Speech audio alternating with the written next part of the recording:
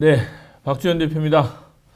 날씨가 아침은 선선하고 낮엔 덥고 그렇습니다. 오늘만 지나가면 뭐 비가 한번 오고 나선 다시 뭐 늦봄 날씨가 찾아온다고 하는데 분명 기온, 뭐 기후 이게 변하고 있는 건 맞는 것 같습니다. 제가 이제 주말 사이에 또 지난주에 이 언론 기사들, 언론 매체들, 유튜브들 뭐 이런 데 보다가 보면 전세 매물이 사라졌다.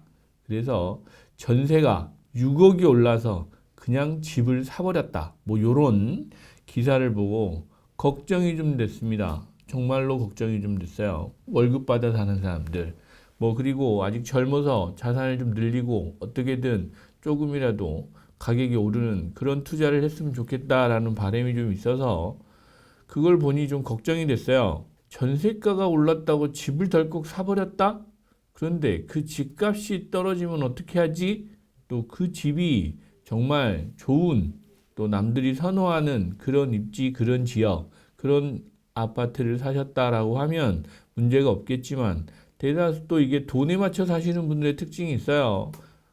그냥 돈에 맞춰 사는 겁니다. 뭐 좋은 입지, 선호도 이런 건 차후가 돼버려요. 막상 여러분들이 투자를 하러 가실 때 보면. 그런데 오늘 이렇게 시간을 마련한 거는 여러분들이 잠깐 잊고 계셨던 것 같습니다. 중동 전쟁, 최근에 이제 삼성전자 파업 뭐 이런 거, 또 지난주 보면 뭐 주식도 잠깐 조정을 받고 뭐 이런 것 같은데 여러분들이 지금 가장 투자에 특히 부동산 투자에 염두에 두고 계셔야 될 게 있죠. 항상 뭐 가격이 떨어지고 오르고 하면 뭐 금리가 낮아지고 올라요 뭐 이런 얘기를 하시는데 금리입니다. 저도 올 초에 뭐 중동 전쟁만 일어나지 않았다고 하면 환율은 1,400원대 뭐 조금 더 떨어지면 1,300원 후반대도 기대했었고 또 인플레이션 뭐 그렇게 걱정할 일은 아니었던 것 같고 올 하반기쯤 되면 금리도 한두 번은 내려주지 않겠습니까? 라는 말씀을 드렸던 게 있어요. 그런데 세상은 우리가 기대한 거 또 희망하는 것대로 절대 흘러가지 않죠. 지금 중요한 거는 또 일반 투자자들한테 중요한 거는 금리입니다. 여러분들 계속 언론에 나오기는 하죠. 금리 이슈, 인플레이션 이슈. 중동 전쟁이 생각보다 뭐 한 달, 40일 정도면 끝날 거야 라고 했는데 끝난 것도 아니고 안 끝난 것도 아니고 애매모호한 휴전 상태 뭐 이대로 계속 가고 있어요. 미국도 상황이 그렇게 녹록치 않은 건 맞죠. 트럼프 대통령이 지난주에 뭐 중국하고 정상회담도 했는데 뭐 이게 한 건지 안 한 건지 잘 모를 정도로 뭔가 좀 찜찜한 맛 남아 있어요. 지금 금리하고 인플레이션, 특히 부동산 투자는 금리 부분 여러분 절대 간과하셔서는 투자에 성공하실 수 없습니다. 그런데 지난주 제가 상담을 하면서 저희 투자자분한테 당초에 투자를 계획하고 오셔서 상담을 받으시길래 다시 말씀을 드렸어요. 지금은 좀 상황을 좀 봅시다. 지방선거 끝나고 또 중동 전쟁이 일단 종전 합의까지는 해야 미래가 좀 보이지 않을까라고 말씀을 드렸어요. 미국의 연방준비이사회 의장이죠. 그분이 지난 주말에 취임을 했어요. 취임을 했는데 6월달 FOMC 회의까지는 해봐야 시장의 방향을 좀 볼 수 있지 않을까라고 생각을 합니다.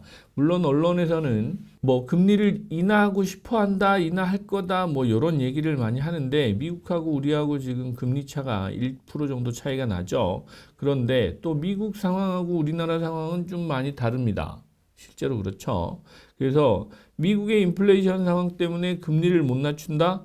그러면 그 부분은 우리나라랑 비슷할 것 같아요. 하지만 미국의 지금 부채 비율이라고 하죠. 상황이 좋지 않기 때문에 내려줘야 되는 상황인 건 또 절박한 것 같아요. 그래서 그런 부분도 고려한다고 하면 실제로 미국은 2.5%? 뭐 3%대까지도 낮출 수 있지 않을까라는 생각은 해봅니다. 왜? 미국 같은 경우는 지금 지난주 나온 CPI 물가가 어찌됐건 3%대입니다. 3%대인데 전쟁이 끝나고 유가가 좀 가격이 떨어지고 이렇게 되면 뭐 조금은 몇 달 전 2%대로 다시 떨어지지 않을까라는 생각은 하고 있어요. 그러다 보면 미국은 바빠요. 뭐 중간 선거도 있고 하기 때문에 바빠서 6월 달 이후에 한두 번은 금리를 낮춰서 한 3%대 3.0%까지는 낮출 수 있지 않을까라는 생각은 하는데, 그럼 우리나라는 금리를 낮출 수 있을까라는 생각이 들었어요. 실제로 지금 유가 상황도 그렇고 또 국내 시장 상황도 만만치는 않은 것 같습니다. 그래서 그런 부분까지 고려하면 금리가, 또 주담대 금리는 계속 오르고 있잖아요. 여러분들 실제로 은행 가서 상담해 보시면 압니다. 최근에 주담대 금리 보통 4%대 초중반입니다. 4%대 넘어간 지는 오래됐어요. 기준금리는 그대로인데 대출금리는 계속 오르고 있다라는 부분 몇 번 말씀을 좀 드렸죠. 그런데 이제 지난주에 10년물 국채금리가 4%대 중반, 30년물 금리는 5%대 초반까지 올라왔습니다. 채권 금리가 이만큼 오르면서 주식시장도 좀 발작을 했다라고 이제 표현하는 언론사도 있으시더라고요. 지난주 금요일 날 뭐 이렇게 좀 많이 떨어지다 보니까. 그래서 이런 전반적인 것들을 보시면 여러분들이 지금 투자하시는 시기가 맞느냐라는 생각이 전 들었습니다.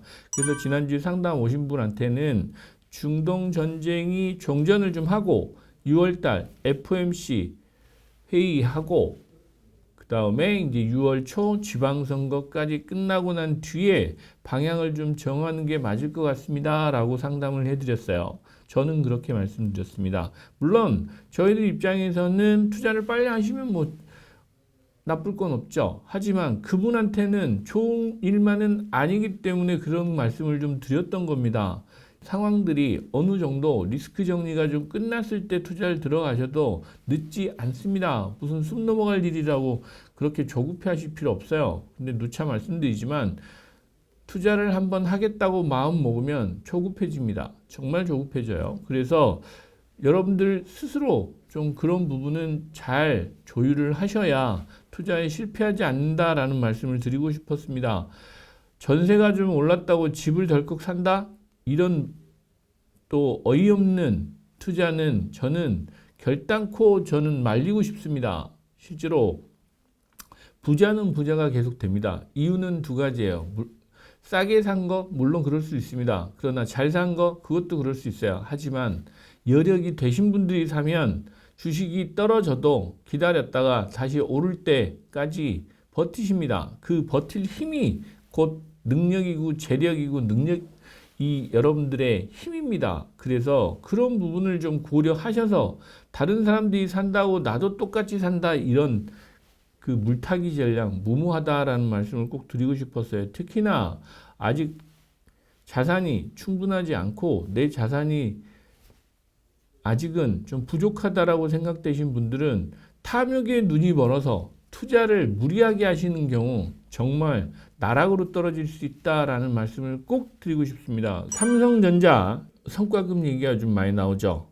그런데 이 성과급 가지고 여러분들이 부자가 될 수 있다? 글쎄요. 저는 다른 생각을 좀 합니다. 30만 되는 삼성전자 직원들이 성과급을 매번 받습니다. 매번 받고 매번 대한민국 상위 1%의 급여 수준과 또 생활 수준을 유지하고 있어요. 하지만 그 상위 1%의 사람들이 10년 뒤, 20년 뒤에 계속 1%로 남아 있느냐? 그건 또 아니라고 저는 자신 있게 말씀드릴 수 있습니다. 왜? 저희 주변에 그 삼성 직원들 많이 있죠. 많이 있는데 물론 남들보다 못 살진 않아요. 하지만 자산가가 되어 있는 분 그렇게 많지 않다라는 부분도 중요한 부분입니다. 그래서 여러분들이 근로소득을 가지고 부자가 된다?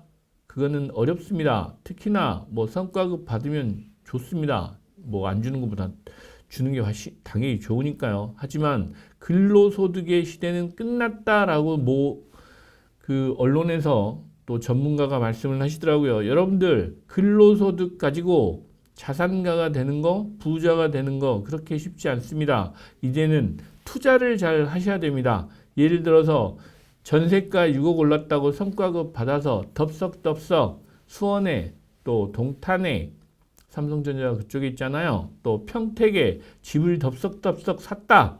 그러면 세상이 가만히 있을 것 같습니까?